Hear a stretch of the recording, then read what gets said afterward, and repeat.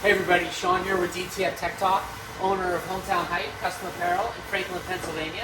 So hey, I had somebody ask me yesterday about how do you get your prints started if you don't have the paper to pull it through. So I've seen like some methods where people they'll use like stickers or something to attach another piece of paper to it and pull it through.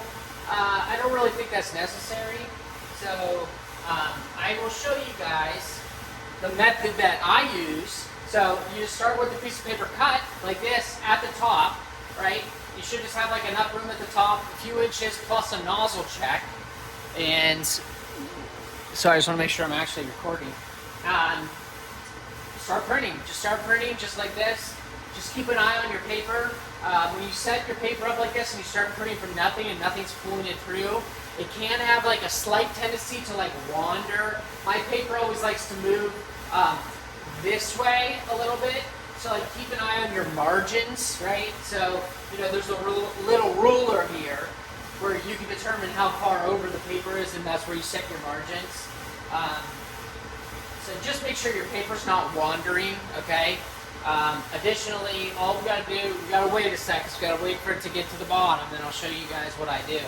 So I do not use, we had a lot of humidity problems in the summer when our powder distribution system, right? So the powder just sitting in the machine, we try to keep this room really humid as you can, like 50, 55. And what happens is the powder that's in the machine starts absorbing all that moisture that's in the air, okay? And that manifests itself by like an extra powder on your film, and it could show up on your prints. It causes problems. So like, we don't use the powder shaker to distribute powder every day. Every time it needs it, I just manually pour some powder on the prints, okay? And we've had a lot more success using this method. Now it's a shame because, you know, this powder shaker has like the the automatic powder redistribution. So it actually takes the powder from the bottom of the machine, brings it back up top and redistributes it, which is like, that's a cool feature. And we used to use it, but then we started having all these humidity problems and dampness on our prints. So we keep them in the bags with, these silicone packs inside, which helps keep the powder at the proper humidity. We don't get any like stickiness on our prints, which I'm sure you guys have seen can cause problems where you have like extra adhesive on your prints. A lot of times it'll go away during the second press, but not always. We used to purchase DTF prints from like a local supplier, and like that was like their MO was to have just like a ton of extra adhesive on the prints, like non-ink spots, just like everywhere.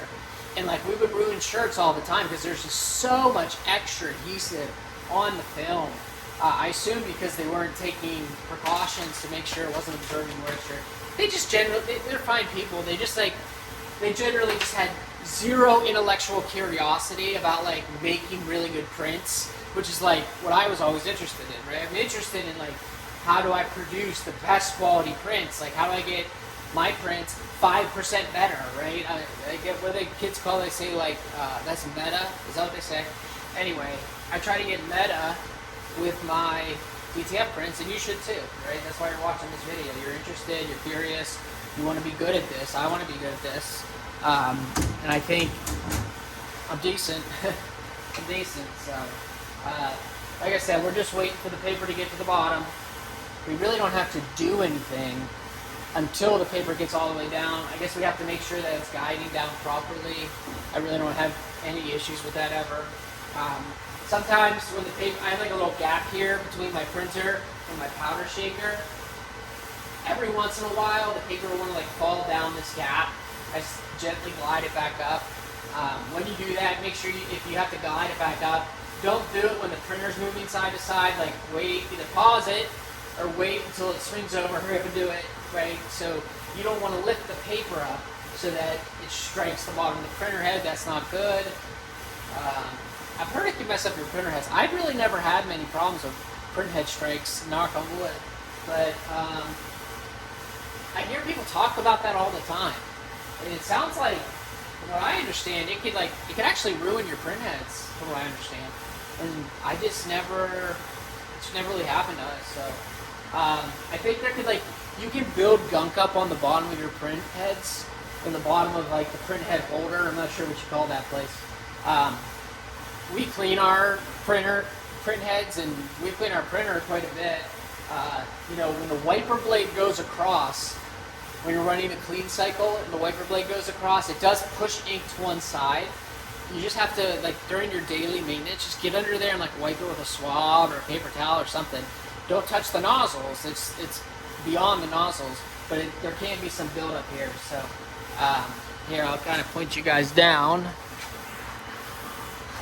We are starting, maybe I'll bring this to the other side so you can see what I'm doing as I do it. I'll tilt this. Can I tilt it like this? Come on, tilt down. Ow. Sorry. Tripods. I hate this tripod. There we go. Okay, so the paper is getting down close to the bottom. Oh, I guess you guys can see that. Oh wow, you're gonna have to deal with it. All right. Once it is down there, so I just kind of want to guide it into the middle here, right? It's not quite long enough yet, but once it is, I want to guide it into this area.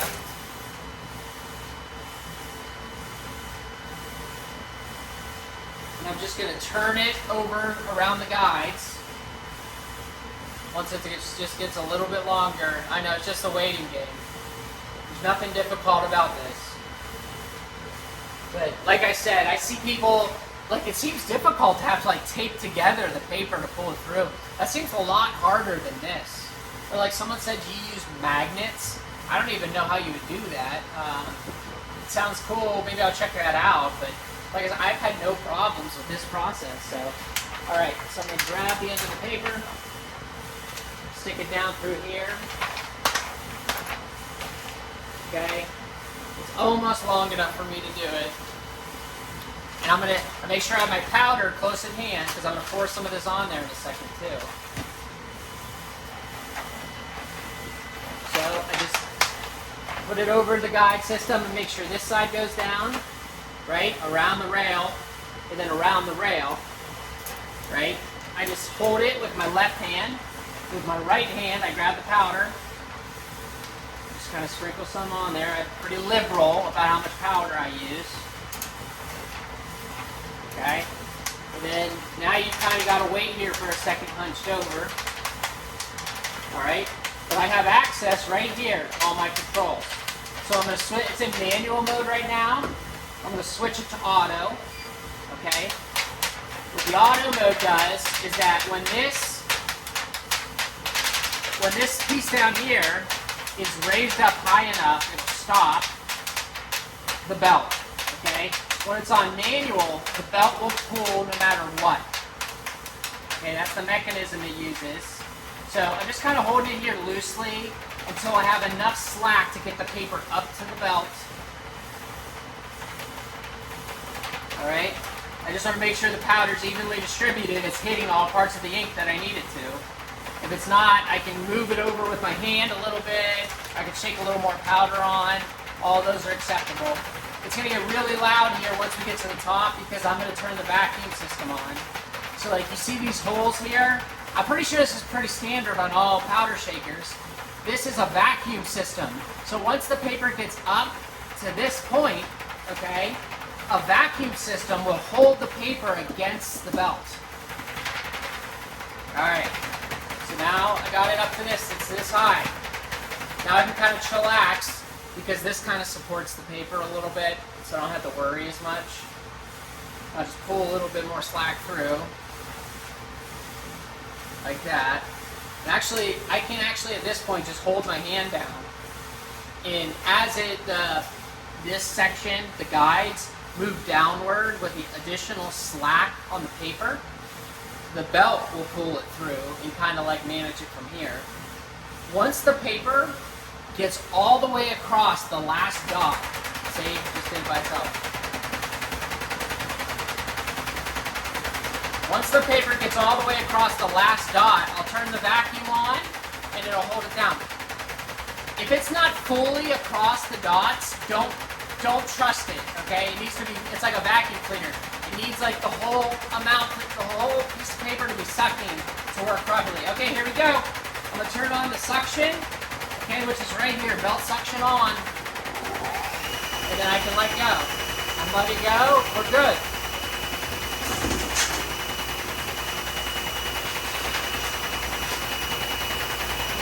Okay?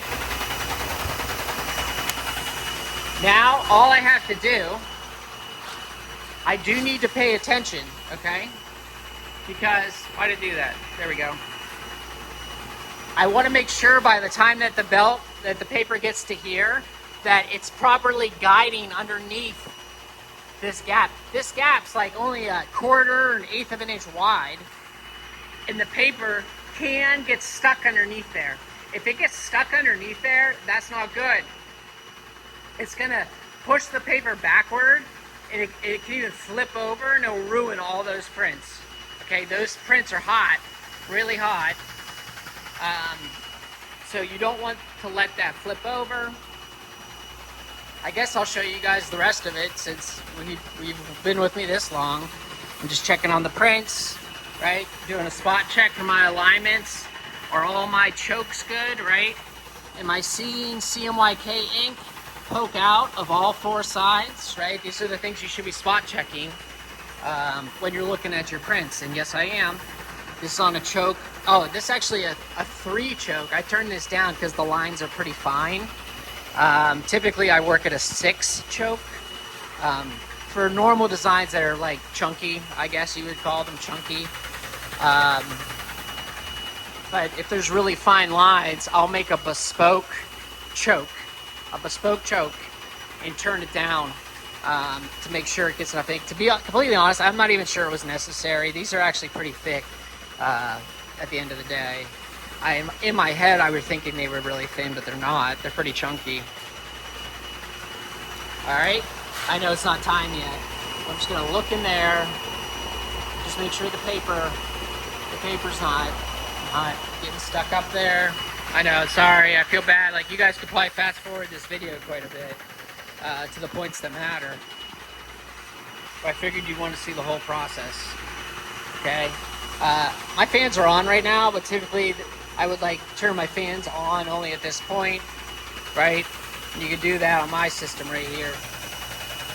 Fans on, fans on. That's the belt suction. You can control which way the belt goes, if it goes this way or this way. So if you need to like re-cure your prints a little bit, you can pull them back even if you wanted to. This makes the powder thing go the opposite way. Like all these, you can control the conveyor speed. Right now it's on auto, so it'll just follow the speed of the printer. But you can, if you have it set in manual mode, you can actually turn this up or down. So like if you wanted to go through 3, even 3 seems really, really fast to me. The shaker speed controls how far that little slapper, how fast that goes. The powder speed is at 0 because, like I said, we don't use it. That controls how frequently it distributes powder.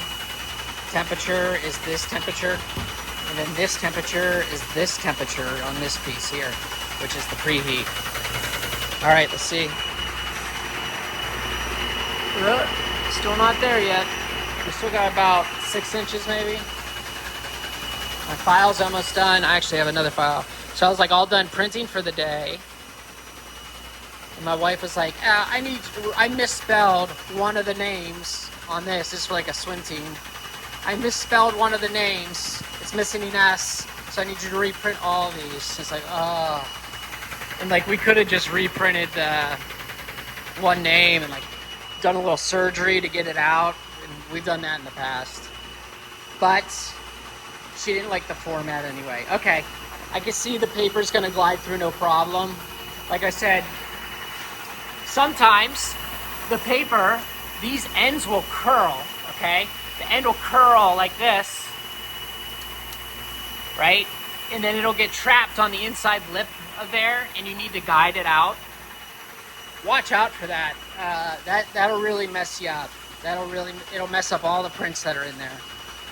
Especially if it flips over, or if like it bends the paper up like an accordion.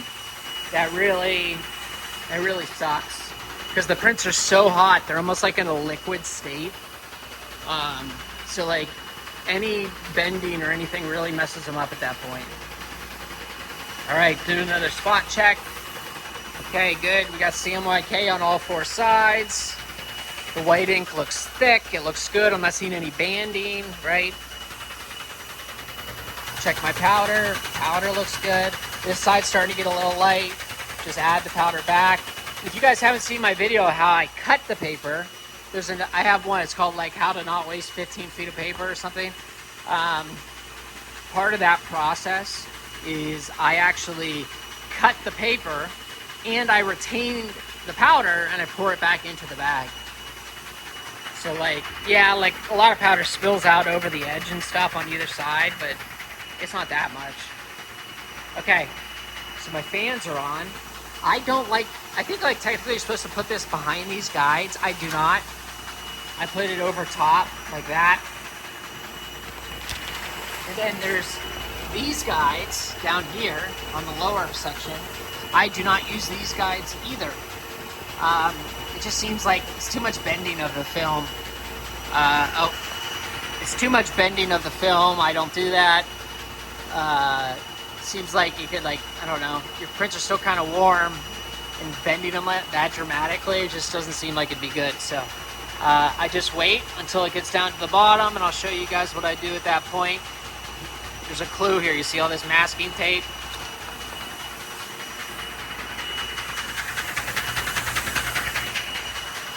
Here, I might need the tripod for this part, because I need both my hands. Alright, put this down nice and low for you guys. I'm sure I'm going to turn the camera off. Yeah, sure enough, I turned the camera off. Alright, from here I just kind of get it into position. Again, 2 little pieces of masking tape. Put them right here, right here. And I'm just going to wait for enough slack to loop it halfway around, like 3/4 of the way around. I'll just tape it into place.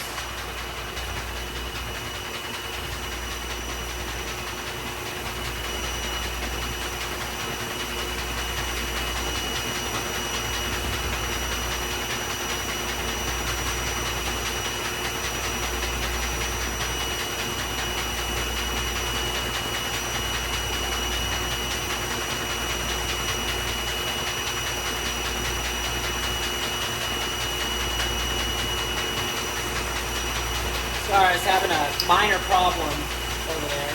No big deal. Alright. Like I said, you just gotta prevent it from going behind the guides. These fans are on, cooling the prints off.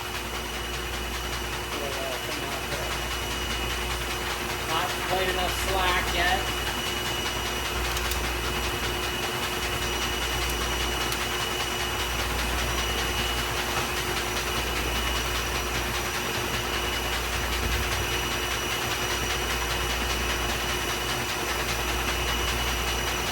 My print file is actually at 90%, so I hope we have enough slack to show you guys fully.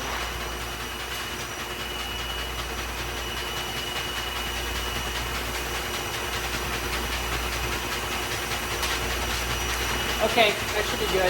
So I'll take the piece of tape. I'll take this. I'm just going to tape it just like that. Other side. I try to make sure the paper's like evenly spread and everything. Take this side. I'm going to wait for a little more slack to turn the belt, to turn these on. Usually what happens is they'll like crinkle up the first time or the first few twists. That's okay. I just kind of spread them apart and it fixes it.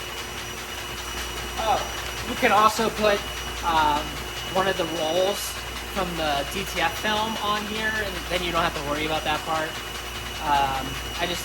It's not always necessary. Sometimes I do that. It just depends how many prints I'm printing. Okay, I'm gonna turn these on. turn the spinning on. Make sure it goes in.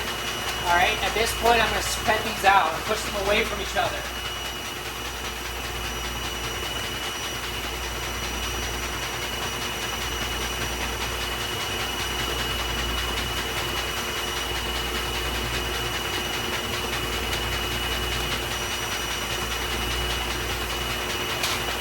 There's only a few more feet left on the print file.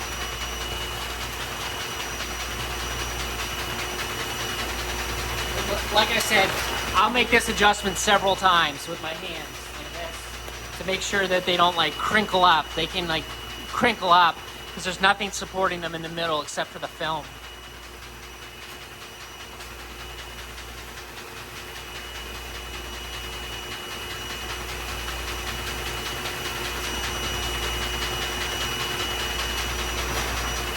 All right, let's bring you guys back up. So that print file just got done, okay? So I'm going to start just a really small final print file for the day. Sorry, my hands probably look disgusting. So we switched our CMYK inks today to DuPont. I'm going to make a video about that. It wasn't as smooth as I would have hoped. But, oh yeah, look, see, you can see my cyan. I saved the old cyan just because there's so much left, and the old black. It was like still like 75% there, but I didn't want to just switch the magenta and the yellow. I wanted to switch all of them. But like the DuPont colors are dramatically different. I really messed up my color profile.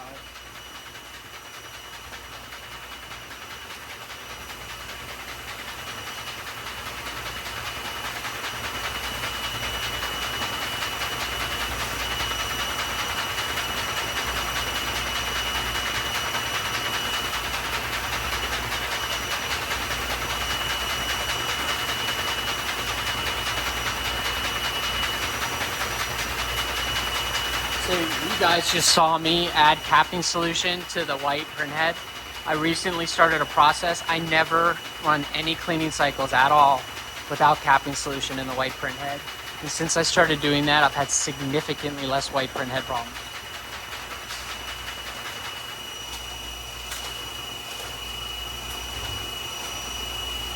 Okay, so now I'm going to open the paper up, set it to manual. I guess I'll keep you guys with me the whole way, and I'll show you guys again how I cut it and I save the powder and everything. I mean, we're basically there.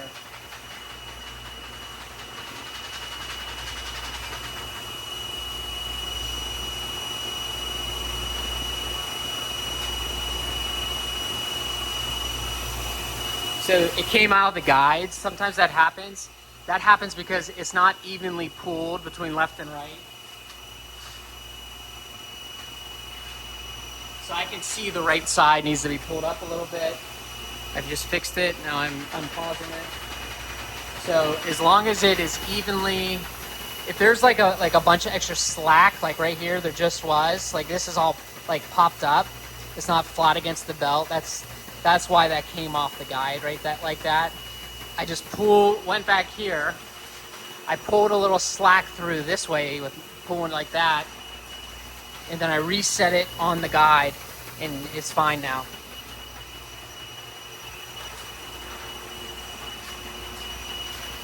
Okay, I'm waiting for the prints to get all the way down to the bottom, and I'm going to show you guys again how I cut.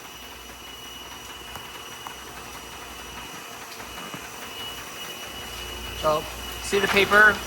See how it's crinkling up? That's not good. I'm going to fix that. I'll show you. It's not horrible. It's not going to hurt anything. All I'm going to do is just kind of twist it around. This rarely happens. Stop this for a second.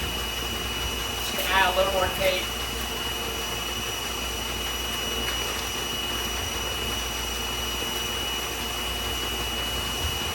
Okay, that very rarely happens. Sometimes it does. It's not a big deal. It did not hurt anything.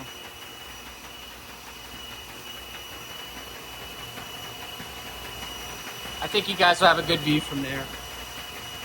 I mean, I'm going to be bending over this way. Maybe I'll get you on the other side, because you may not. I wonder if I'm in the way right now. Yeah, I'll go on the other side.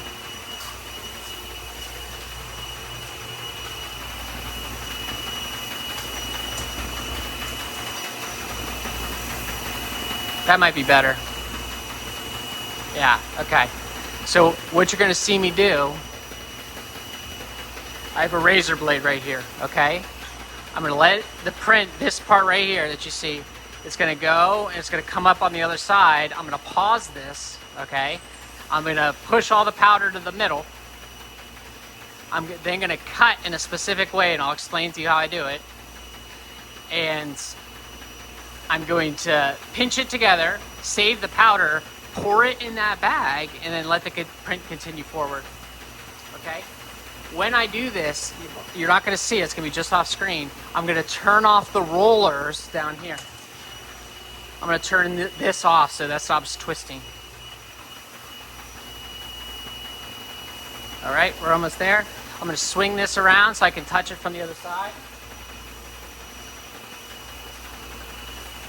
Alright, I'm going to pause it by pressing this, pause.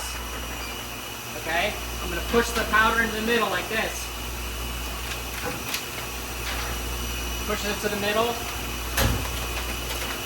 And I push it to the middle, okay? I'm going to take just like a few inches below the print. I'm just going to cut just enough to get my thumb in there. Okay, I got my thumb in. Then I'm going to, on the other side, same thing, just enough to get my finger in there. Okay, now I'm going to finish the cut. Finish the cut, okay? Finish the cut. And finish the cut. Okay, now I have all the powder. See, all the powder's right here in my hands like a sandwich. I'm just gonna put it right here. Back in the bag. Okay? Now I can just push the button manual, continue going.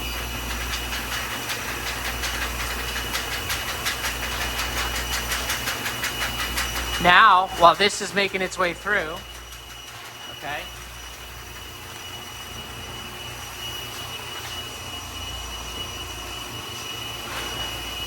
I'm going to go to the back. You like all my yellow ink? I'm going to make it to the back. I'm going to hold tension on a piece of paper with one finger, like this. Do it on the right side, okay? Put your hand on the right-hand side, because this is where the confidence strip prints. So like my dirty, nasty fingers aren't going to cause any problems on the paper if I put them on the right-hand side. Okay? On this part, not on the roll itself, I'm going to twist backwards, okay, to roll the paper back. Okay, while keeping tension on the paper with my finger. Okay? That part's important. I'm just going to slowly roll it up. Watch what I'm doing, and then once the paper's like just under the guides,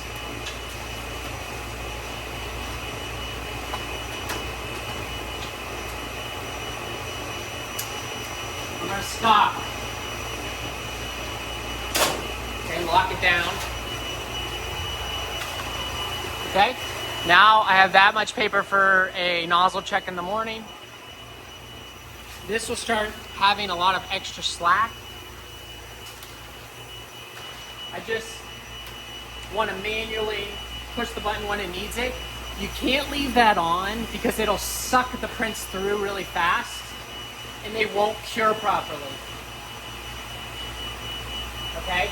That's what happens. Okay, now they're all the way through. I don't need to worry about it. I'm going to turn it on.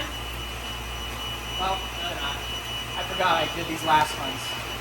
Yeah, if you forget to turn that off, it's going to suck your prints through in like 5 seconds, and they're not going to cure, and they're going to be all soft and come apart when you touch them. All right, turn the belt on. Just let it roll it up.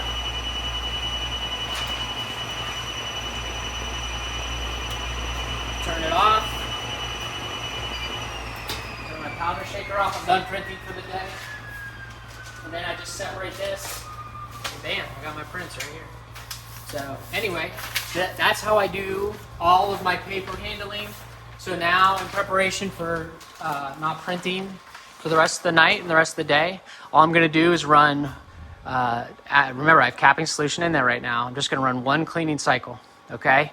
Then I'm going to just add maybe 30% cleaning solution, 70% capping solution to my capping stations, a little bit less for the CMYK head. I am going to fill my humidifier all the way up with water. I'm going to put the lid on my powder shaker and I'm going to shake my inks one last time and I am going to leave. Okay, I have a space heater here. It's the winter time. It's freezing outside, so literally freezing.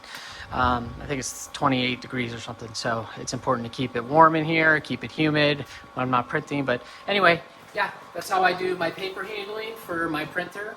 I've seen other methods that I'm sure they're good too. This is just how I do it. It's really worked well for me. It helps me save the powder.